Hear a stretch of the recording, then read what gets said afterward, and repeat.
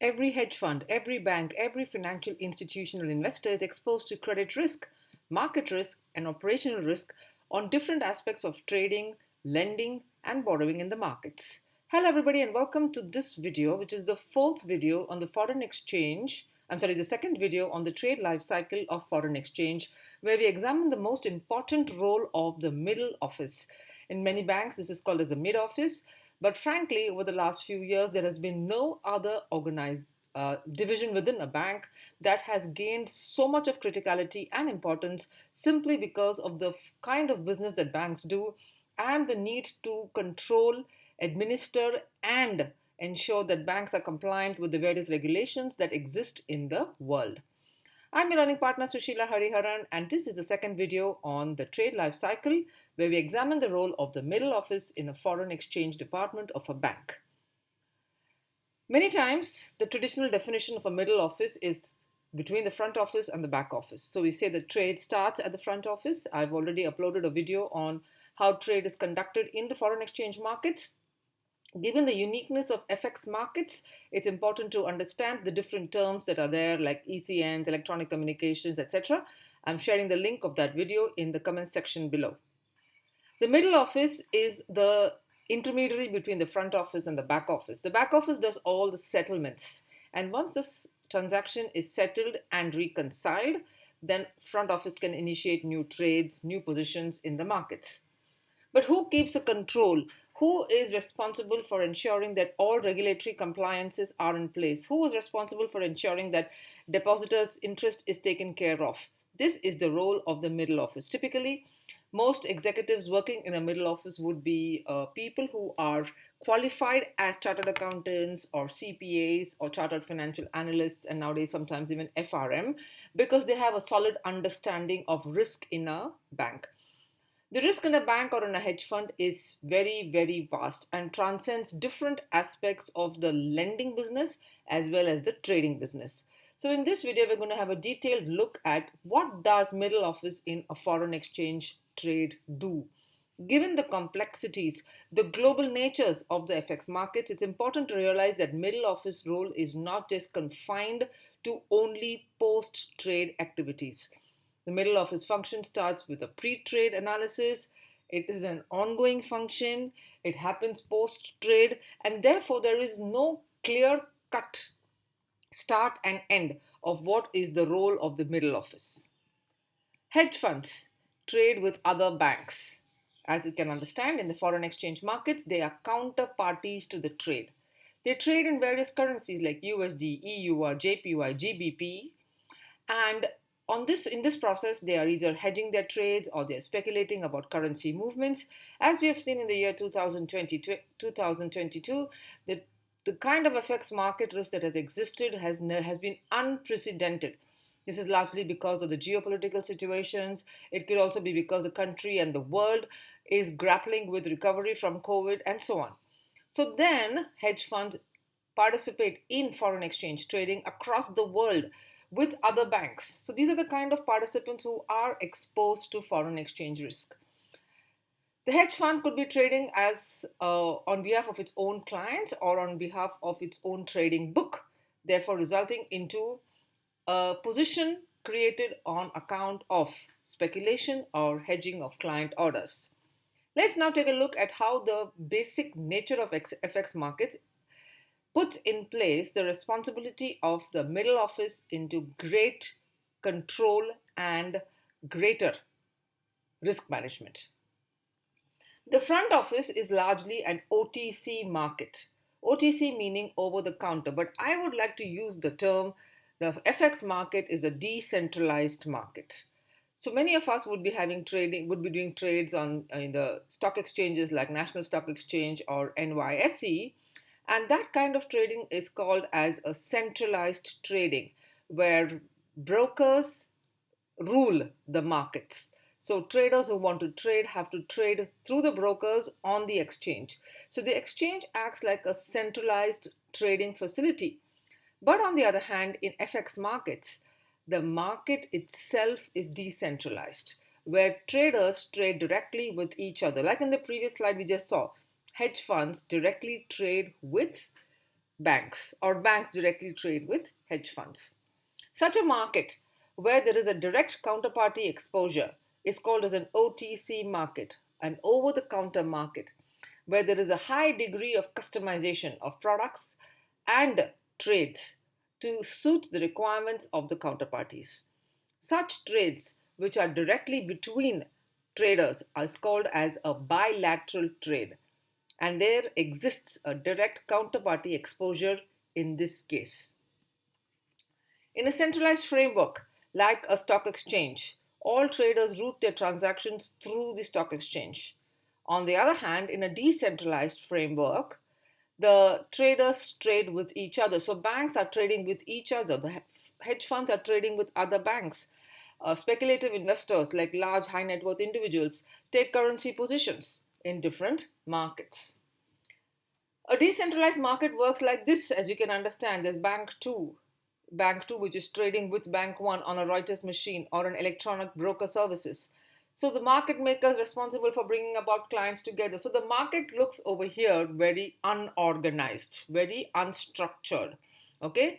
This is because there is a direct counterparty exposure to one another, and this is the most important aspect of a FX market. The foreign exchange markets globally is an OTC market, which is decentralized market. So in your opinion, what do you think? Is counterparty risk lower or is it higher? Definitely it is higher in the case of decentralized market. If you look at the decentralized market, because counterparties are directly trading with each other, the exposure in terms of volumes, in terms of values, in terms of creditworthiness, etc., is much larger in the case of a decentralized market. And therefore, counterparty risk, which is a part of credit risk of a bank, then becomes much, much higher in the case of FX markets. Hence, all banks, all hedge funds, all mutual funds which are trading in FX markets keep a very strong middle office division, because the middle office is responsible for ensuring that the bank is complying with all the regulatory requirements. And there have been instances where trades in FX markets have gone so wrong that banks have written off losses of $1 billion.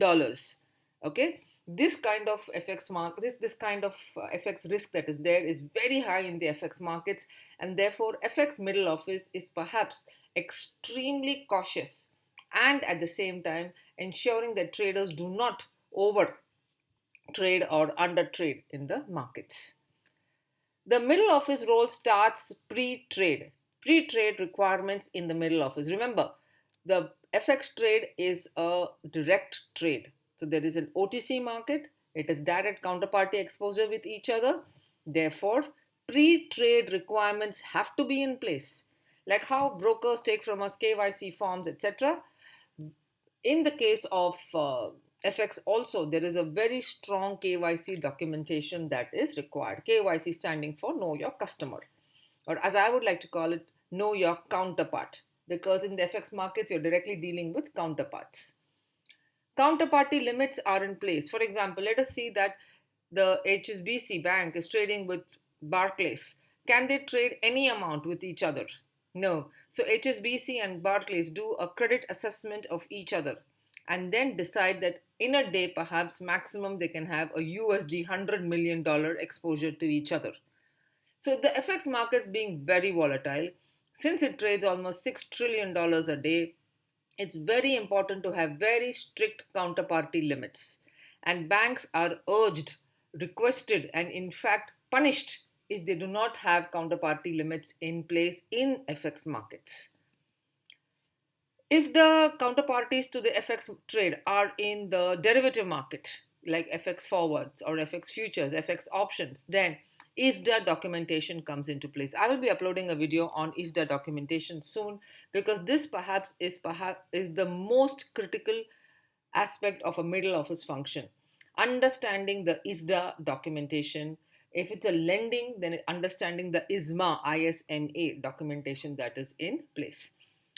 The middle office is also responsible for putting in place market risk limits. Market risk is the risk that the prices go against the position of the hedge fund. This could result into unprecedented losses for the hedge fund, and therefore market risk limits decide predefined market risk limits ensure that the hedge fund manager does not over exceed the requirements of the trade itself in terms of currencies. So market risk limits are put in place like for different currencies like USD EUR, USD AUD, USD CAD, and so on. Middle office function is an ongoing support function also for risk management, IT support, and regulatory compliance. So here we have looked at middle office function pre-trade requirements. What is a middle office on an ongoing basis? So if somebody has advertised for a mid office job, or if somebody says that they are interested in working in the middle office of a bank, you must remember that the goal of the middle office is to see that the bank is making profitable, is being profitable, is making profits, but at the same time not compromising on the riskiness of the trading positions that they are operating. So on an ongoing basis, middle office also has to carry out various steps and measures to ensure that risk management is in place, regulatory requirements, regulatory compliances, regulatory reporting is taking place, and IT support for the same. As part of the risk management, banks are exposed to credit risk, market risk, and liquidity risk over and above operational risk.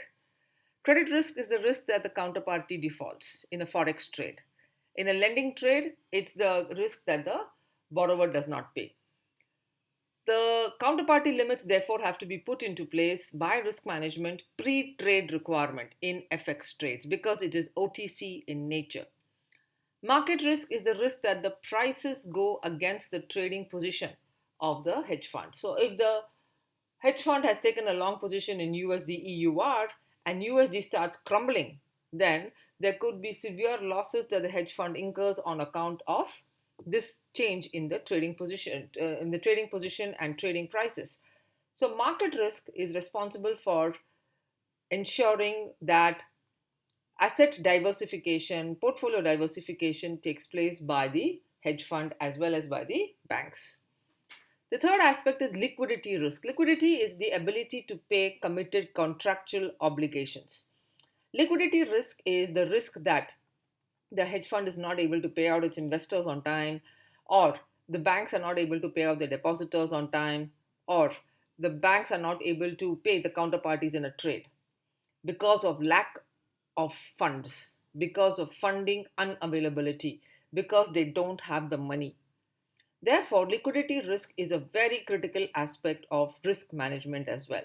So all these three come under the aspect of middle office functions in a foreign exchange trade. The credit risk in the FX trade is a counterparty risk. Counterparty risk is very high in this case. This is because FX markets are decentralized in nature. If FX markets are decentralized and trades have to take place because of this decentralized nature, the counterparty risk in such bilateral trades increases. The counterparty limits, therefore, are put in place before the trade is initiated. And then collateral management is an ongoing activity as part of credit risk function in the middle office. So collateral management is ensuring that the bank provides enough collateral, and more importantly, the bank collects enough collateral either by way of margin accounts for all derivative trades. So all outstanding positions should be collateralized trades, and therefore the trade is not a naked position resulting into perhaps an unnecessary exposure to volatility in FX prices. Market risk is a function that I've already defined as the risk that the prices move against the trading positions and the banks have to comply with the various aspects of market risk. How is market risk decided? Market risk is decided per currency. So if you look at the global FX markets, USD EUR is the largest currency pair that is traded. Since this is the largest currency pair that is traded, most banks will have a large exposure towards USD EUR. So then they keep a limit that if they have a trading position totally of $1 billion, then perhaps $500 million will be allowed in USD EUR. And then accordingly to different currencies, depending on the kind of customers that the bank has. So like in India, for example, market risk would be, the currency limit would be very high for USD INR as a currency pair. as well as for USD EUR, which are the two largest currency pairs traded in the Indian FX markets. The currency limits are separate for spot trades and for forward trades. And most important job of market risk is to also mark to market MTM the daily outstanding positions to understand the value of the trade, to know what is the profitability of the trade, to know what is the collateral that has to be collected, to know whether the margin account has to be funded, etc. A daily mark to market has to be done on all outstanding positions. I've already uploaded a video a few months ago, I think, on mark to market. Perhaps I will share that on the link of that mark to market video on this comment section below. The liquidity risk is the risk that arises because of poor asset liability management, resulting into the bank not being able to honor its contractual obligations. This results into the bank having to expose itself unnecessarily to funding pricing or borrowing at a very high cost in order to meet the contractual obligations. This could result into the bank's profitability going for a toss. So those are some of the aspects of middle office on an ongoing basis. And the third is middle office on a post-trade basis. This is remarkably similar to the ones that are there for foreign exchange, equities, and so on. The trade is booked, the trade is enriched, and trade validation, also called as trade verification, and daily valuation that we just spoke about, the daily mark to market. The trade booking is executed trades that are undertaken by the bank or the hedge fund, are then booked by the front office, they are booked by the middle office, and they are booked by the back office. So what do we mean by booking the trade? Booking the trade at the middle office level is capturing the trade details and then enriching the trade. This is called as trade enrichment. This is the third step in the middle office function, post-trade. The trade is enriched from static data sources and market data sources. What is static data and what is market data? Static data is data that does not change, as the name suggests. These are details of counterparties which do not change during the course of a few months. Okay? So, for example, counterparty bank details, counterparty custodian details, etc. are examples of static data. More than 90% of the trade enrichment is from static data sources, which in a fully automated STP environment will be provided for by the software itself. The second aspect of trade enrichment is enriching the data with market data. Market data is the data that changes. Okay, so price of the product, the exchange where it was traded on. In this case, since it's an FX product and not an exchange traded product, it will be the location of settlement, are all terms which are unique to that particular trade. Okay, and therefore market data is dynamic in nature and it changes from trade to trade, even if it is for the same counterparty. So therefore trade enrichment, without trade enrichment, back office will not be able to settle the trade. Trade enrichment therefore involves extracting additional information from static data, market data sources and feeding it into the system so that the trade data gets enriched.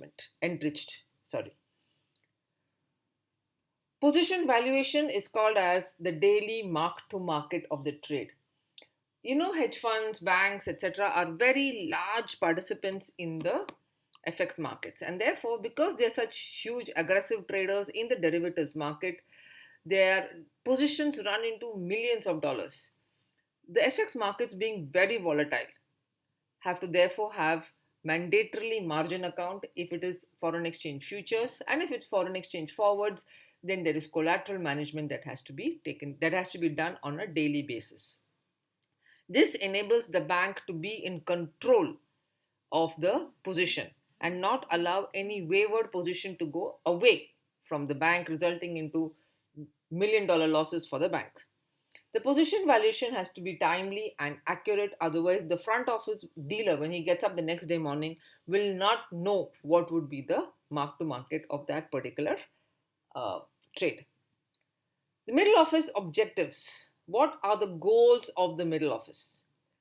It's a final check.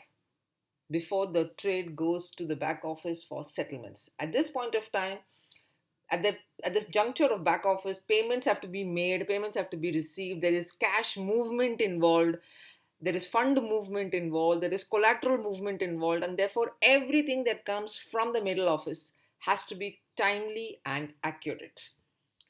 The middle office works towards reducing credit risk, market risk, and operational risk in a bank, and therefore they provide a very strong boundary, a very strong layout of how the risk management function within the bank works.